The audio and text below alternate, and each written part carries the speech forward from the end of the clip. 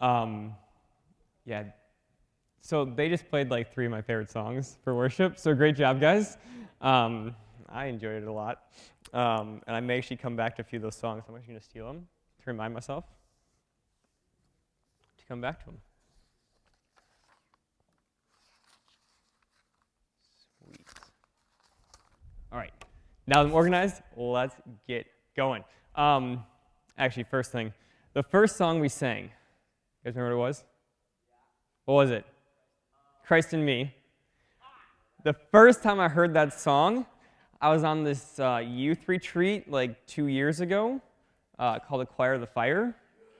I like showed up one week, and Nate's like, I'm the only guy going. Would someone want to come with me? And Henry and I both ended up going. And so I showed up at youth group one week, and within like 3 days, I was already on a youth retreat. Who went on that trip? You were there? Anybody? That's it? Sarah was there. Yeah, Sarah was there. Wow. Was everybody else graduated already? Wow.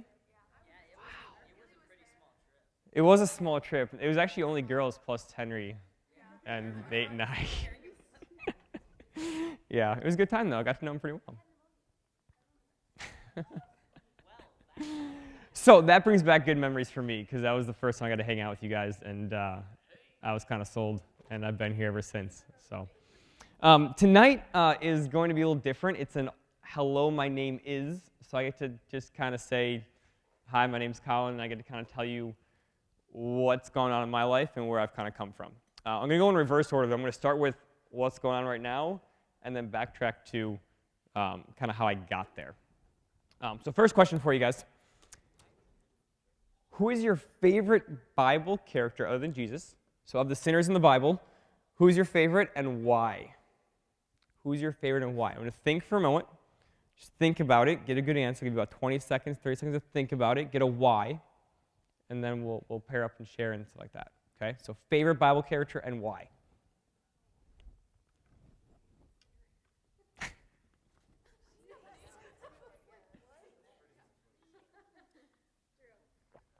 Mm-hmm. Not yet. We'll get there. All right, who's ready? Who's got one? All right, we'll give you a little more time to think then. Favorite Bible character. All right, if you have it, share it with a partner. Remember to say why. So, like turn to a partner, like, yeah, there we go. Communicate. Nice.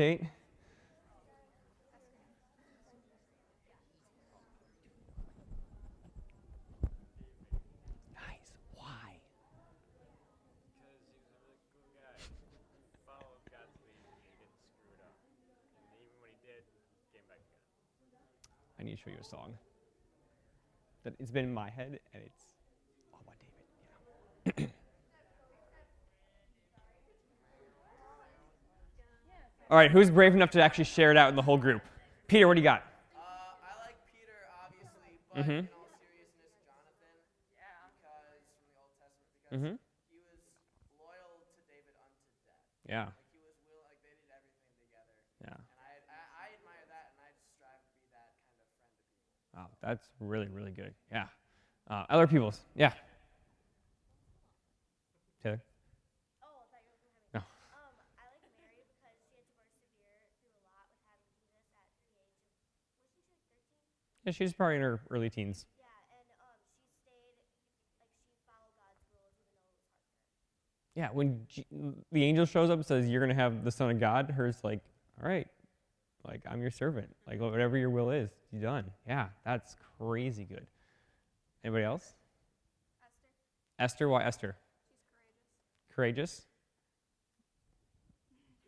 Just like being courageous? Something that I admire and I strive to be. Nice. I'm hearing a lot of consistency of, I like this person because I want to be kind of like them. That's cool, yeah. David, because even though he made like really big mistakes and stuff a lot, he was still like a good person in the Bible and like his perception of Jesus. Mm-hmm. Yeah, the line of Jesus comes through him. Wrote like almost all the Psalms. Yeah. Aaron's favorite is also David. So, Yeah, so my favorite actually is Moses. And here's why. When I was in college, I was reading through the first 5 books of the Old Testament, Pentateuch, and it pretty much, like, Exodus through Deuteronomy just kind of show Moses' life. And it's in very, very good detail, and it shows the leadership of Moses. So I want to look at some of those qualities real quick. Move this around. Of the leadership of Moses, because this is one of the things that I feel personally, I feel like God's called me to be a leader, not just of a family and that kind of stuff, as all guys are, right? Men, leadership, yes, but also leadership in the school, leadership in the church. So God's called me to be a leader and take leadership responsibilities, and that's just happened a lot. And so it's been really cool for me to look through Moses' example of leading ultimately all of God's people. So we're going to start in Exodus 16, 2 through 3. And we're going to get kind of a picture of what Moses has to deal with. So here we go. At this point, they've come out of Egypt, all the signs and wonders, the 10 plagues. God, with a mighty hand, gets them out of Egypt, separates the Red Sea. They walk across on dry land. The Red Sea comes back, destroys all their enemies, and now they're in the wilderness. And what do? And the whole congregation of the people of Israel grumbled against Moses and Aaron in the wilderness. The whole congregation is grumbling. And the people of Israel said to them, "Would that we had died by the hand of the Lord in the land of Egypt, when we sat by the meat pots and ate bread of the full, for you have brought us out into the wilderness to kill this whole assembly with hunger." Saying, that's great, you freed us, we'd rather just go back, you suck. It's kind of what they're telling Moses. And Moses here is called by God. It wasn't really his choice, right? A burning bush shows up, kind of miraculous. Moses steps in and goes, what in the world? And then God says, you're going to lead my people out of slavery. Moses didn't sign up for this job. And now he has this huge congregation. He's out in the wilderness that God leads him to, and people start saying, we don't like you anymore. We'd rather just go back. Okay, so that's the people Moses is dealing with. So let's skip ahead to Exodus 32, 7 through 14. One page back. All right, in this point, they're at Sinai. Moses goes up the hill, speaks with God, gets the 10 Commandments. God says, hey, there's some people, down the hill that aren't doing so well. What are they making? An idol. What's the idol? The golden calf. Okay, so this is right where the golden calf shows up. Here is God's statement to Moses. And the Lord said to Moses, "Go down, for your people whom you brought up out of the land of Egypt have corrupted themselves. They have turned aside quickly out of the way that I commanded them. They have made for themselves a golden calf and have worshipped it and sacrificed to it and said, 'These are your gods, O Israel, who brought you up out of the land of Egypt.' And the Lord said to Moses, 'I have seen this people, and behold, it is a stiff-necked people.'" Moses would say, "I agree." Verse 10, "Now therefore, let me alone, that my wrath may burn hot against them, and I may consume them, in order that I may make a great nation of you." Here's the deal that God just gave Moses. He says, those people that grumble against you all the time that you brought out, I'm just going to wipe them off the face of the world because they're stiff-necked and they grumble and they're hard to deal with, and I'm just going to make you a great nation. Right? We'll just be buddy-buddy, and I'll lift you up and get you lots of descendants. You can just be a great nation. Who's in? I'm in. Moses wasn't, no, but I'm in. If I had to stop dealing with a bunch of people I don't want to deal with, no, you're not. No, I love you guys. I love you guys. Don't worry. So God comes to Moses and said, "I'm going to get rid of the grumblers for you. I'll make a great nation of you. I'll lift you up." This is kind of like the American dream, is that we want to make our name for ourselves. This is what God's giving Moses. And Moses responds, though. He says, Moses implored the Lord his God and said, "O Lord, why does your wrath burn hot against your people, whom you have brought out of the land of Egypt with great power and with a mighty hand? Why should the Egyptians say, with evil intent did he bring them out, to kill them in the mountains and consume them from the face of the earth? Turn from your burning anger and relent from this disaster against your people." Who is he? He's saying relent. What? He's saying relent, but for what purpose? He said, don't kill these people, but why don't kill them? For God. He's saying, God, don't kill them because then your name wouldn't look as good. How crazy is that? Like, how awesome of leadership is that? That Moses is sitting there saying, no, I don't want to make a name for myself. I want to make a name for you. And that's just mind-blowing for me. Because, again, I would take the name for myself. That's just me. So I'm working towards that. And just like you guys were saying, that you see characteristics in those people that you like in the Bible that you want to emulate, this is one that I want to emulate. I want to look at my life and say, no, God, I want to make a name for you, not me. Going ahead, and then we'll go ahead to 33, Exodus 33:11. This is after he comes down. He's got the 10 Commandments, and he's at the tent of meeting. The tent of meeting is where Moses would go to meet with God, and God would speak to Moses, and then he would come out to the people and say what's going on. And so, the summary of that says in Exodus 33:11, thus the Lord used to speak to Moses face to face as a man speaks to his friend. Now that's cool too. That's cool too. And in Exodus 34, it says, when Moses came down from Mount Sinai with the 2 tablets of the testimony, this is after he went back up because he broke the first ones. Moses did not know that his skin shone on his face because he had been talking with God. Like he's in the actual presence of God, and his skin is radiating the glory and goodness of God so much that what does he have to do? He has to put a veil over his face so anybody can talk to him because they can't look at him. Like, that's awesome. And actually, my second favorite person is John in the New Testament, the kid brother of the disciples, the youngest one. He was the only one that didn't die a martyr's death of the disciples, but they tried to. Anybody remember what happened to John? He got exiled. What happened before he got exiled? They tried to kill him by boiling him alive, and it didn't work. And so he gets exiled off from this island so no one can be with him. Yeah, so they just got rid of him.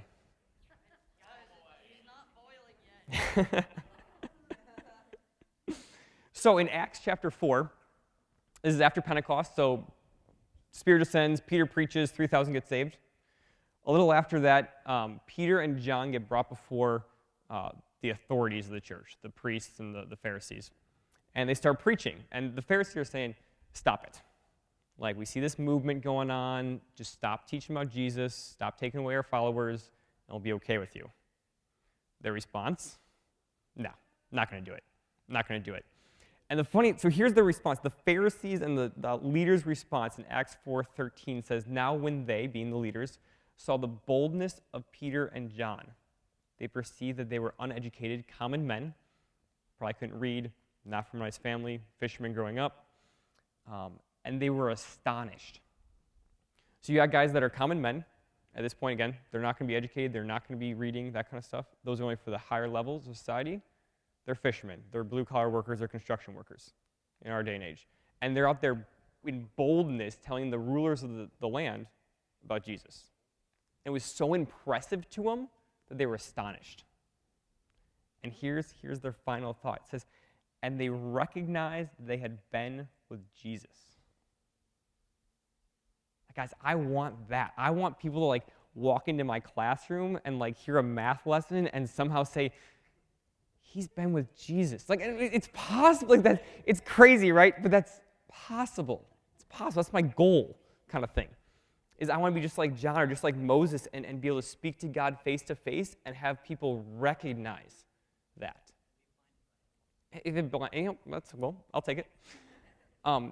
So what I want to do is I want to show you a little video clip. And this video clip is from a pastor named Francis Chan. And he's a pastor, so he knows his Bible, he reads his Bible, that kind of stuff. But I want to ask the question, do you think he's been with Jesus or not? And why or why not? Because people can know the Bible. I actually had a really good friend in college who literally knew the Bible better than I did, but was not a Christian. He could rattle off facts, but he was like Star Wars facts to him. He didn't believe any of it. He had never been with Jesus. And so his way of speaking about something and my way was very, very different. Just like, I don't know, I'll do a really bad example. There's this band called One Direction, right? Yeah. So Peter thinks Harry's his favorite, or he says Harry's his favorite, and Peter loves One Direction and Harry. And so he's memorized everything about them. So we bring him up here, and we bring the One Direction band manager up here. And they both talk about One Direction. Even if they had the same facts, would they speak differently? Yeah. Yeah, because there's a personal experience versus just facts. So what you want to look at is, as we watch the video, do you think he's actually been with Jesus, or does he just know some facts? Okay.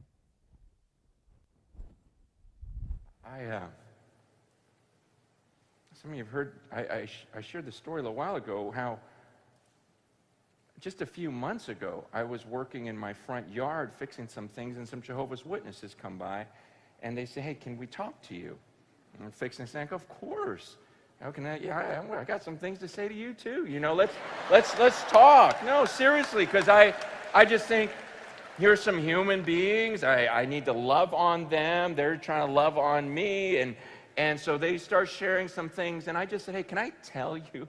Can I just tell you a couple things that God's done in my life recently? Just a couple things. I mean, this will blow your mind. Let me just tell you about some answers to prayer that just happened like last week. And this lady goes, you know, God doesn't listen to everyone's prayers. And I said, you know what? Actually, biblically, you're right on. I go, James 1 says that if we doubt, he's not going to listen to us. James 4 says if we ask with the wrong motives, he's not going to listen to us. 1 Peter 3 says if I don't honor my wife, man, my prayers are going to be hindered. He says in Isaiah 58, if I don't care for the poor, it doesn't mean if I fast and pray. He's not listening. Yeah, I go in Amos, he says, I don't even want to hear the noise of your songs. You know, I'm not going to listen to that. He says, if my people would humble themselves, you know, and turn from their wicked ways. I mean, there's conditions. Says, you're absolutely right. He does not listen to every prayer, but he listens to mine. And I said, and I tell this one story of this thing that happened, and she's like, wow. I go, explain that. Why does he listen to me? You know? And she goes, let's get out of here. And so her and her friends start walking away. I go, actually, if you don't mind, I'd like to walk with you because I have some more stories. And because I didn't want them to just walk away. I want them to know, I just want people to know this Jesus, because there's nothing like answered prayer. There's nothing like, no way, I just spoke to God and he listened to me. I mean, that's my favorite thing on earth. When I ask for something, I go, shut up. God just listened to me and look what he did. You can't explain this away. And so I'm telling them these stories as I'm walking with them. Man, I went like a block and a half just telling them. And one of them looks at me, she goes, what are you? Because you're one of them Pentecostals. And I go, don't worry about it. I go, here's all you need to know about me. I'm a human being just like you. And I get alone with that book. I get alone with the Bible and I just read it and I see stuff I'm supposed to do and I do it and I pray to that God in that Bible, that Jesus who died on that cross for me. And I just read that and I pray to him and he listens to me and he's changed me and everything he's done in my life, it just blows my mind. And she goes, that's your problem. That was literally what she goes, that's your problem. She goes, you read that book by yourself. She goes, you can't understand that book unless one of our leaders explains it to you. And I said, see, that's your problem. No. I said, you're putting all of your trust in someone else. I go, do you understand this is about your eternity? This is about heaven and hell. And you are putting all your trust in what someone else tells you. And you understand, man, I think some of us in the room do this. Some of the things we believe and do and hold so dear is not because we found it in this book. It's just because someone told us, and I'm not saying that we don't listen to people who know more than we do. Man, I think there's a time to listen, but at the same time, I see a lot of believers just grabbing on and listening to someone because they're a popular speaker, or listening to someone because he's a good singer, someone appears really intelligent, quotes some Greek words that you don't know any better. You're like, okay, I guess. And you just start listening, and you just follow these supposed scholars. And just like I told those ladies, I go, look, you would never come up with some of these conclusions if you just read this book over and over again. Right now, you guys believe that Michael and Jesus are the same person. You really would have got that from the Bible? You only believe that because someone told you. If you put this verse over here, isn't that kind of the same? Yeah, I go, man, just read it for yourself.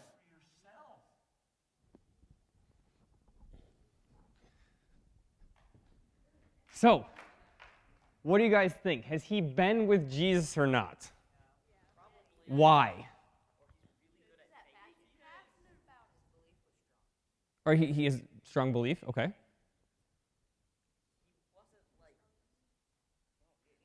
Josh, go for it. He didn't really care so much about like the rules of it, but more just the relationship. Yeah. He wasn't quoting stuff that he'd heard people say. He was actually like giving scriptures from the Bible. He was making his own conclusions. So make more hand motions and they'll listen. He was very excited about it. And like he was talking about how he has his relationship with God. Kind of like he just said that he has a relationship with God. Yeah. And he talks about it all the time. It was like every single thing he said somehow combined into that. Yeah. Anything else? I think the one thing that every time I watch this kind of resonates is that he tells the Jehovah's Witnesses these stories, and then he goes, and they start walking away. He's like, no, I have more stories. I didn't want them to leave without knowing about Jesus. Yeah, usually it's like, all right, finally they're gone. But he's like, no. I don't want you to leave. You got to know this guy. Like, it was such a huge part of his life that he's like, no, I want you to do it. Exactly. And I liked how he said, he's like, no, they're just trying to love on me, and I'm trying to love on them. He didn't see it as this like, oh, I'm just get them off, they're annoying. He was just like, no, I recognize where they're coming from, and I want to do the same. They're just people. So that's kind of where the last month and a half or so has been for me personally.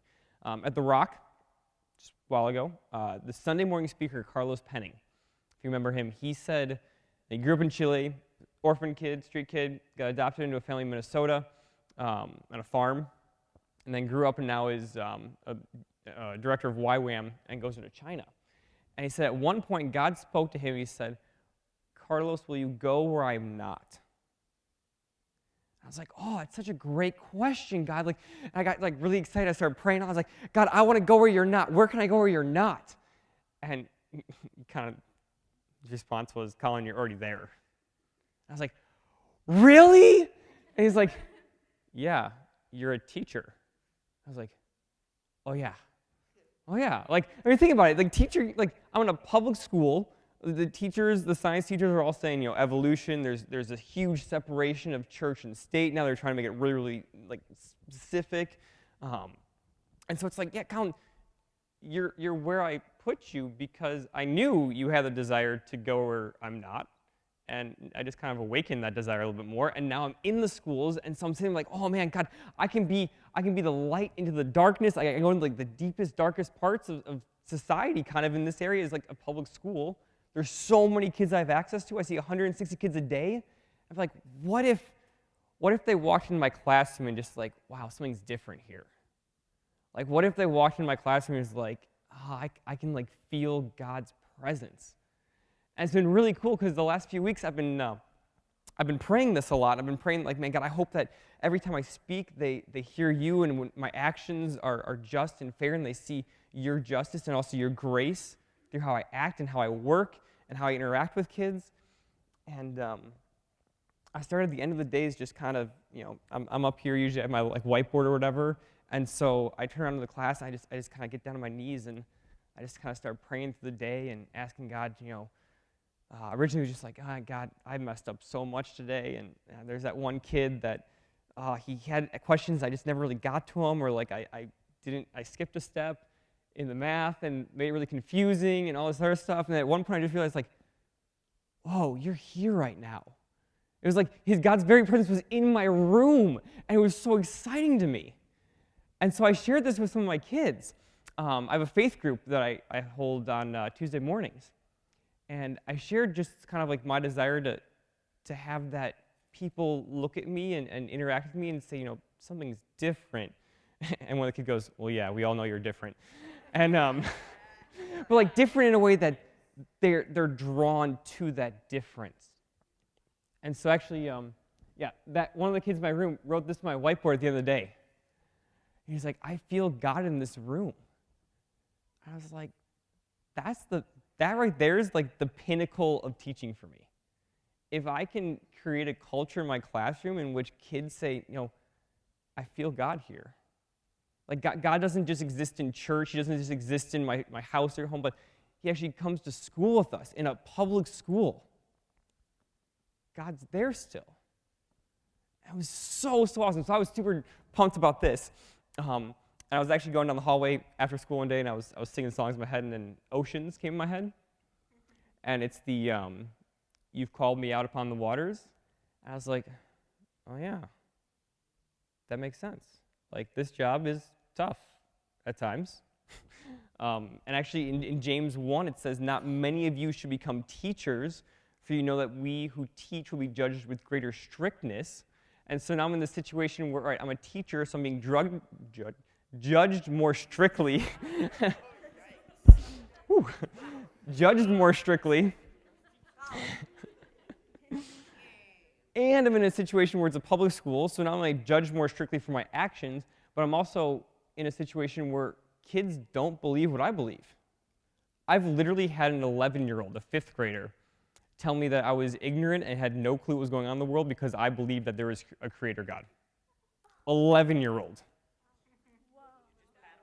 I'm just, it's like, man, it's like, one time it's like, it's kind of depressing. I just got, made fun of by an 11-year-old, and, but at the same time, it's like, man, but that means there's something that needs to be done here. Like, there's a mission field here that needs to be reached and needs to see that. And so that's my big thing is I want people when they walk into my room to just recognize something's different. And my whole goal for teaching, I've actually told a few of my friends this, I could care less what subject I teach. I like math, but I really don't care if you get math at the end of the day. I care about Jesus. I care about people feeling loved and feeling respected and feeling like they're worth something, because Jesus went to the cross and died because he thought we were worth it. And so I want to be that little sliver of Jesus that says, every kid that walks in my class, no matter where they're from, you're worth it. You're worth my time. You're worth my effort. And so I think I'm going to be a little late here, but we'll go quick. So you want to go to the next slide. I want to do a quick wrap up, just kind of like my little short background. Because when I would have been caught dead in a youth group by about sophomore year of high school. I grew up literally in a church. Literally in a church. My mom was the business manager, kind of like the Kevin Workington where he does all the finances. My mom did that. So in the summers, I would go to work with my mom, and I would, hang out, watch VeggieTales and McGee and Me, and oh, geez, not even gonna get started there. McGee and Me was pretty sweet, and like the Bible Adventures, that kind of stuff. And I would watch those all the time. I knew every story, all the major stories. I was like the figurehead of the youth group. If someone thought about youth group, they thought about me. I was reading in church. I was, leading stuff in the youth group. I was the kid that everybody knew in the church. And then, I pretty much thought, like, Jesus, he's a good guy. He's got some good ideas. I'll apply in my life so I can be a good person.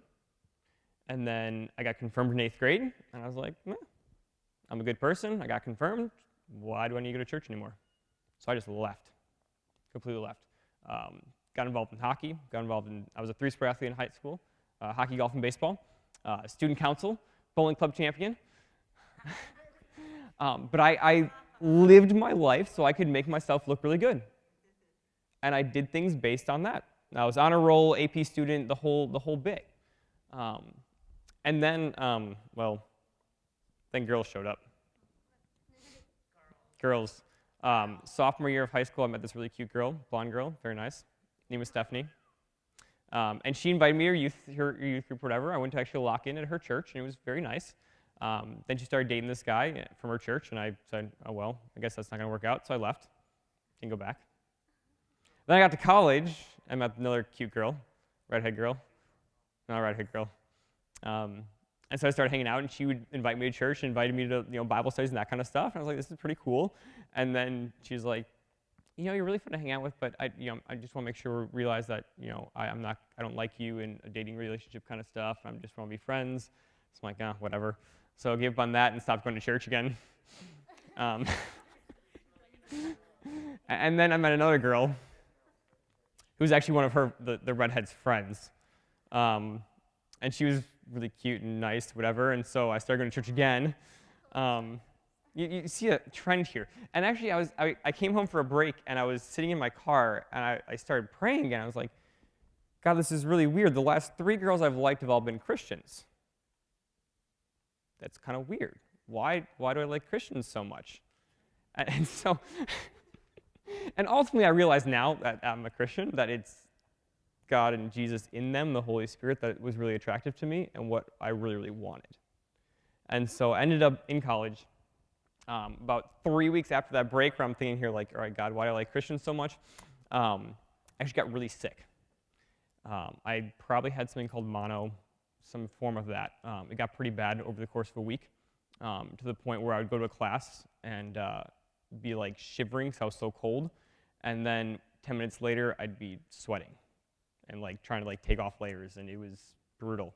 I woke up about 3 o'clock in the morning, shivering in my own sweat, which is not fun. I had massive headaches. I had a really, really bad stuffed up nose. My throat hurt. I was kind of dizzy and weak. I got up, went to the bathroom, which is about a 50-foot walk, and then came back. And at this time, I was running about 3 miles a day. I was probably in the best shape of my life, working out 3 days a week plus running. And so the walk from the bathroom and back was so exhausting that I actually like fell into the wall. It was like having the wall hold me up to get back to my room. Like, I couldn't breathe. It was just exhausting. So I got in my room, collapsed at my desk. I'm thinking like, I'm dead. I'm dying. I really thought I was dying. I was 20 years old in my dorm room, and I'm sitting here like, this is it, I guess. This is how it goes. And I remember actually thinking, the first thing I thought of was, well, if I die, what would be a good newspaper headline for my death? And I was literally like thinking through, like, again, I'm loving myself and wanting to make a lot of myself, so I'm thinking of like, well, hey, I get a newspaper if I die, obviously. And something like, college student dies in dorm room, it's not really flavorful enough, let's change it a little bit. That's my last thoughts. That's my last thoughts. And then out of nowhere, this crazy idea comes up that I should pray about it. So like, all right. I said probably the shortest prayer I've ever said. I said, Father, I need your strength. That was it. That was it. Immediately, like before the word, it wasn't even like out loud because I couldn't breathe. So it wasn't like I was speaking it. It was just in my head. And before I even like got the whole sentence together, my entire body went numb. Like goosebumps everywhere. And I was just like, but the crazy thing is like, I like picked up my head and like looked around. And I was like, all right, the room's not spinning anymore. This is good. My headache's gone. Oh, I'm breathing too. This is really good. I climbed back in bed, went to bed, had the best night's sleep of my life, woke up the next morning with a little bit of a runny nose. It's unbelievable. And I was like, so all these stories that I'd grown up learning, they're actually real.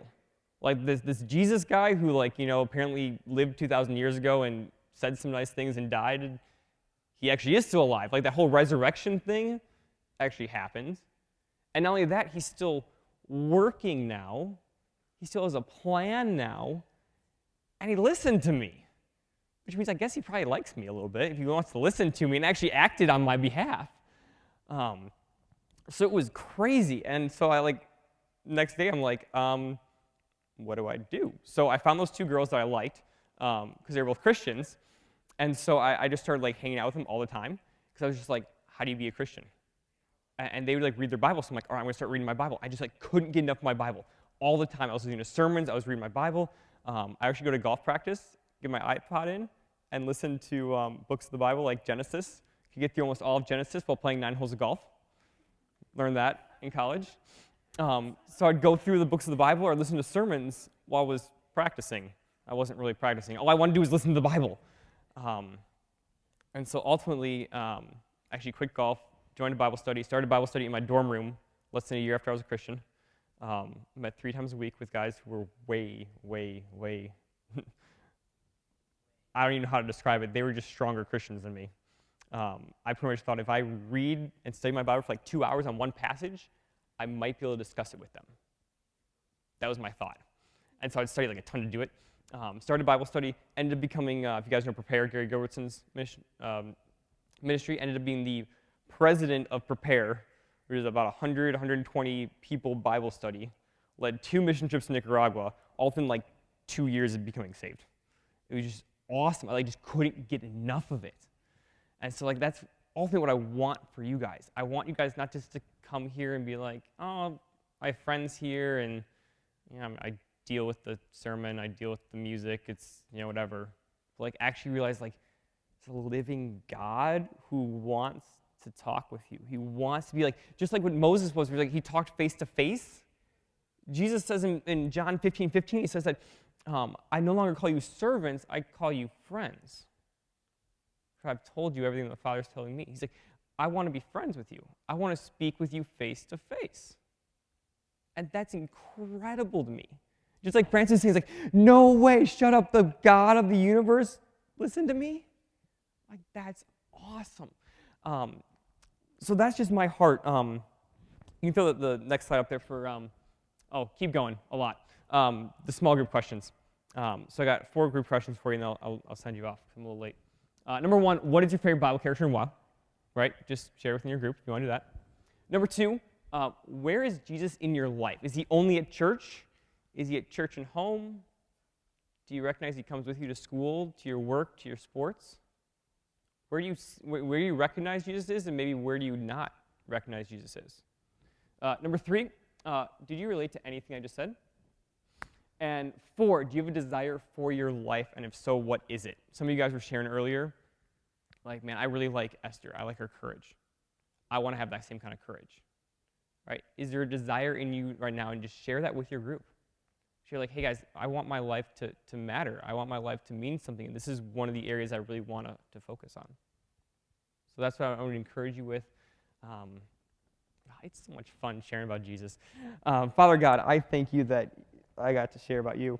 I pray that as we depart here, we would just want to be with you and not be holding on to any funny story or anything like that, but really focusing on the fact that you are still alive, you're still working, you're a personal God, you want to relate with us. God, I pray if there's anybody in here that's saying, man, I don't feel like I get that relationship with God. I don't feel like God actually is a friend of mine. I feel like he's just kind of something I do. God, I pray that you would speak to their hearts and just even show them maybe the first time that, no, you care about them. You know their name. You know exactly what they're going through right now, any of the struggles, any of the pain, all the joy. You're in those situations. Just like Ken said, you're not absent. You're not an absent God. Father God, I pray that you would encourage and rejuvenate and strengthen us, that we would get our mind focused back on you if it's been wandering. We would look into you for guidance. We'd be looking to you and wanting to make your name great everywhere we go, whether it's in our families, whether it's in our schools, our sports, our work, everywhere we go, that we'd be more concerned, just like Moses was. We'd be more concerned about your name than our name. So, Father God, I thank you so much, and I pray in your good name. Amen.